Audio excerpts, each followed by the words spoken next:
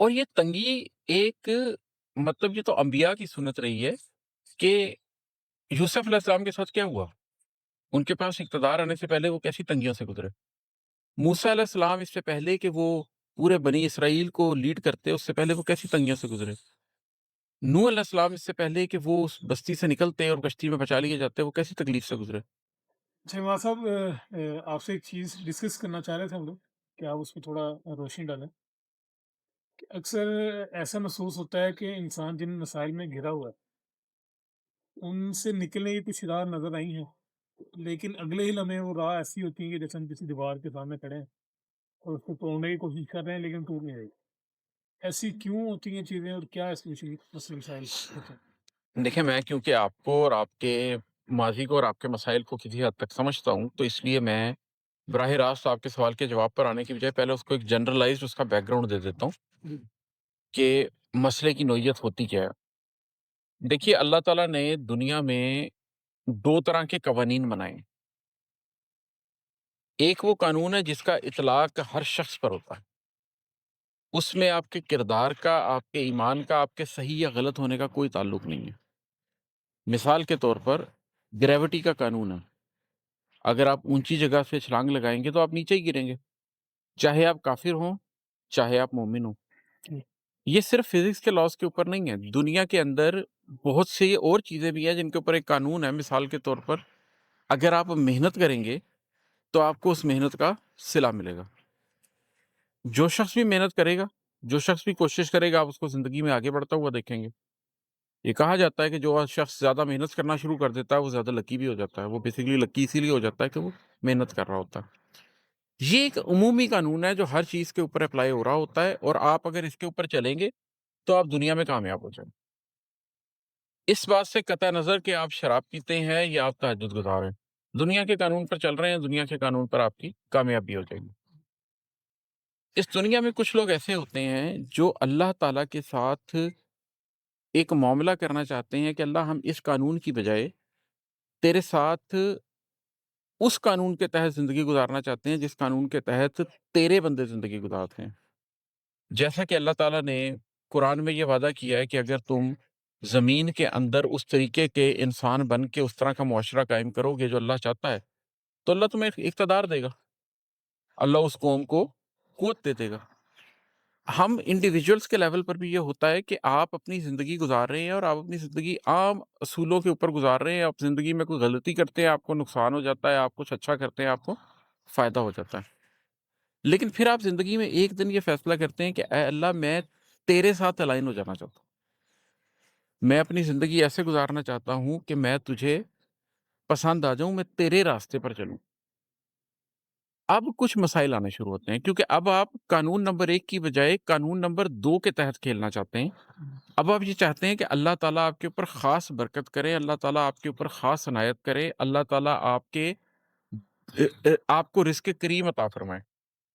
رزق کریم کا قانون یہ نہیں ہے کہ جو محنت کرو گے وہ پالو گے، یہ کسب کا قانون ہے۔ کسب میں یہ ہوتا ہے کہ جتنی محنت کرو گے اتنا مال کا مالو گے۔ رزق کریم تو اللہ کی دین ہے۔ اب اگر آپ اللہ کا بندہ ہونے کا کلیم کرتے ہیں اور اس راستے کے اوپر چلنے کی بات کرتے ہیں اور اللہ سے یہ کہتے ہیں کہ اللہ، میرے لیے ثانیہ اس طرح سے پیدا کر، اور اس کے بعد اس کا آپ حق ادا نہیں کرتے، تو پھر آپ کے لیے سختی بھی زیادہ ہے۔ بنو اسرائیل کے ساتھ یہی معاملہ ہوا کہ ان کے اوپر اللہ تعالیٰ نے بے تحاشا عنایات کی، لیکن جب انہوں نے ان عنایات کو پورا نہیں کیا تو پھر اس کے بعد ان کو اس کی سزا بھی ملی۔ میں آپ کو اس کا ایک آسان سا میٹافور سمجھاتا ہوں سادہ سے طریقے سے، کہ فرض کیجئے کہ آپ لاہور میں ہیں اور آپ ٹھوکر نیاز بیگ پہ ہیں اور آپ اسلام آباد جانا چاہتے ہیں۔ آپ نے وہاں سے موٹر وے پکڑی ہے اور ساتھ ہی آپ موٹر وے سے لیفٹ ہو کے ملتان کے رستے پہ چڑھ پڑے ہیں۔ اب آپ نے اپنا راستہ غلط لیا ہوا ہے۔ اب کیونکہ آپ وعدہ کر چکے ہیں کہ آپ اسلام آباد جائیں گے، آپ کی اسلام آباد جانے کی نیت ہے، ارادہ ہے۔ اب آپ اگر پوچھیں کہ کیا میں پیٹرول ڈلوانے کے لیے گاڑی روک لوں تو آپ کو کہا جائے گا نہ روکو۔ کیا میں یہاں سے کھانا کھا لوں؟ آپ کو کہا جائے گا نہ کھاؤ۔ کیا میں اس جگہ پر نماز پڑھنے کے لیے رک جاؤں؟ آپ سے کہا جائے گا نہ رکو۔ آپ حیران ہوں گے کہ مجھے ہر چیز سے روکا کیوں جا رہا ہے؟ وجہ یہ ہے کہ آپ کا بنیادی راستہ ہی غلط ہے۔ اب پہلے آپ اس بات کو ریئلائز کریں کہ آپ نے جو کمٹمنٹ کی تھی وہ ٹھیک نہیں تھی، اور آپ جس راستے پہ چل رہے ہیں وہ راستہ ٹھیک نہیں ہے۔ جیسے ہی آپ یہ ارادہ کریں گے کہ ٹھیک ہے میں اگلے انٹرچینج سے اتروں گا، واپس پلٹوں گا اور اسلام آباد کا رخ لے لوں گا، اس کے بعد آپ کا پیٹرول ڈلوانے میں بھی برکت آ جائے گی، اس کے بعد آپ کے کھانا کھانے میں بھی برکت آ جائے گی، آپ سے کہا جائے گا نماز کے لیے بھی اپنے آپ کو روکو۔ وجہ یہ ہے کہ آپ نے اپنی ڈائریکشن پکڑ لی ہے۔ اگر آپ نے اپنی اس ڈائریکشن کو درست نہ رکھا، اللہ کے نظام کے ساتھ اس طریقے سے خود کو الائن نہ کیا، لیکن آپ یہ کہتے رہے کہ جی مجھے وہ برکت والے طریقے سے رزق ملنا چاہیے، تو یہ نہیں ہوگا، یہ کسی صورت میں بھی نہیں ہو سکتا۔ اس میں پھر آپ کو ایک فیلنگ آنے لگ جاتی ہے، بندش کی فیلنگ، کہ جیسے سب کچھ رکا ہوا ہے۔ لوگ اس میں ورد وظیفوں کے لیے بھی نکل جاتے ہیں کہ جی کچھ بندش ہو گئی ہے، کوئی روک ہے۔ بنیادی طور پر وہ بندش نہیں ہوتی، بنیادی طور پر آپ کو یہ احساس دلایا جا رہا ہوتا ہے کہ تم غلط راستے کی طرف جا رہے ہو۔ اب اس کا حل کیا ہے؟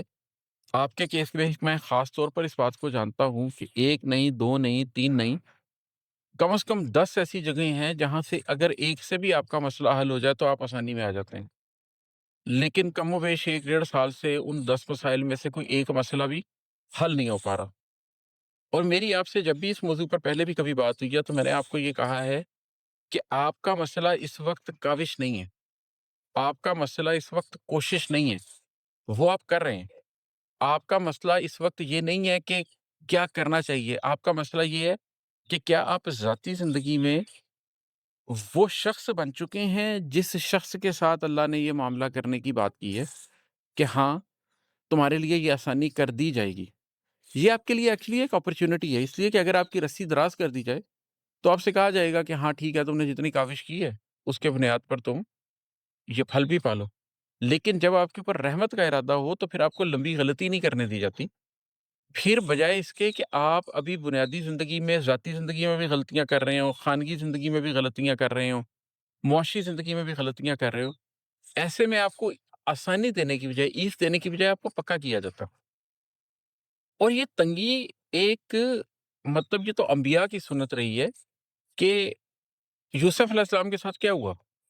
ان کے پاس اقتدار آنے سے پہلے وہ کیسی تنگیوں سے گزرے۔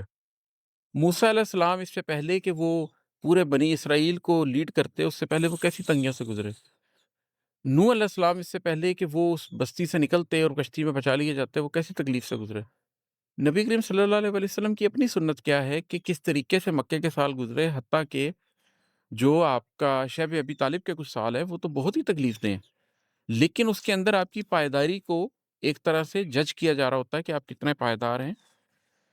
اب حل کیا ہے؟ حل یہ ہے کہ اگر تو آپ واقعی وہ اللہ کے بندے نہیں ہیں جس نے اللہ کے ساتھ ایک معاملہ طے کیا، پھر تو سمپلی جائیں اور پہلے قانون کے تحت زندگی گزاریں، محنت کیے جائیں، آپ کو اس کا کسب ملتا جائے گا، جتنی محنت کریں گے اس کا پھل پالیں گے۔ اور اگر آپ یہ چاہتے ہیں کہ آپ محنت تو 10 گنا کریں لیکن آپ کو پھل 100 گنا ملے، آپ کے اوپر برکت ہو جائے، تو پھر وہ برکت ہونے سے پہلے آپ کے اوپر تنگی آئے گی، حتیٰ کہ آپ اپنے آپ کو الائن کر لیں گے، آپ اپنی نمازوں میں ٹھیک ہو جائیں گے، ان کے خضوع و خشوع میں ٹھیک ہو جائیں گے، آپ اپنے جو صلہ رحمی کے رشتے ہیں ان کے ساتھ معاملات کو درست کر لیں گے، جو مال آپ کے پاس میسر ہے اس کو خرچنا کہاں ہے اس کے بارے میں آپ کا پرسپیکٹو درست ہو جائے گا۔ جب آپ وہ بندے بن جائیں گے جو اللہ نے آپ کو بنانا ہے، تو پھر وہ آپ کے اوپر عنایات کا سلسلہ بھی شروع کر دے گا۔ تو یہ کسی قسم کی اگر تنگی ہے تو وہ آپ کی وجہ سے ہے، اگر وہ تنگی ہے تو وہ اس وجہ سے ہے کہ آپ نے کچھ وعدے کیے ہیں اور ان وعدوں کو آپ نے ابھی صحیح طریقے سے اپنی ذات کے اندر پورا نہیں کیا۔ وہ سیلف آڈٹ کیجئے، وہ کیمرے سے ہٹ کر بھی ہم کسی ٹائم پر بات کر سکتے ہیں، وہ سیلف آڈٹ کیجئے کہ وہ کیا کیا چیزیں ہیں جو نہیں ہو پا رہی۔ وہ جیسے ہی ہوں گی، مجھے نہیں لگتا کہ مسائل زیادہ دیر تک چلتے نظر آئیں گے آپ۔